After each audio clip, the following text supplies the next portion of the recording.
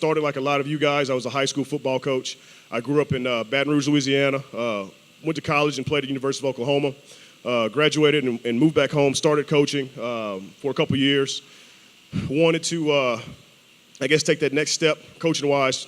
So then I got a chance to do a graduate assistant job. I left my teaching job. I think I was making $26,500, Caden. So, you know, making the big bucks, rolling in the dough. And my parents thought I was crazy. I took a job at Wayne State College out in Wayne, Nebraska. I don't know if anybody's ever visited there. You probably won't.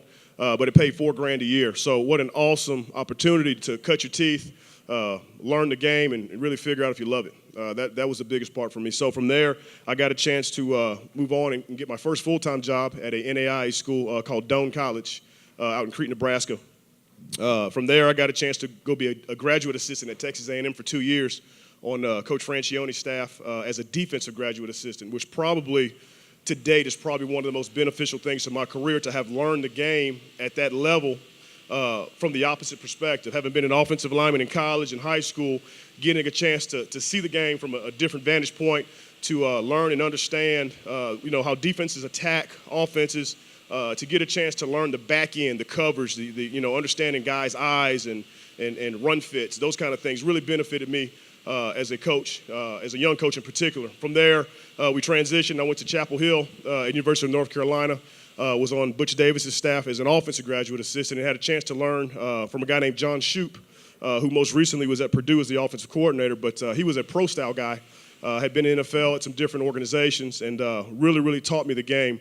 The detailed approach, really having answers, not just X's and O's and just throwing things on a board, but having answers, having a plan, being detailed and thorough in your approach, your studying of the game, and really trying to master your craft. So from there, took a job at Portland State out in Portland, Oregon. I was there from 2009 until 2014, and probably the place where I got a chance to really learn who I was as a football coach. It was a program that was failing.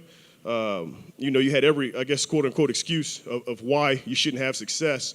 And what we had was a bunch of kids who really reminded me a lot of myself. They had chips on their shoulders. They had a lot to prove. They were under-recruited, underfunded, poor facilities, every reason why they shouldn't succeed. And what brought us together was the thing that makes this game great, was our love for the game. And so I took a group of kids that went in and fought and bled and gave everything they had, and really turned a program that was failing, statistically speaking, to being one of the top 5 offenses in the country for 3 years running. And now they're a playoff team and actually beat North Texas last year. I think it was 66-7, beat Washington State. And so it's a program I'm very proud to have been a part of.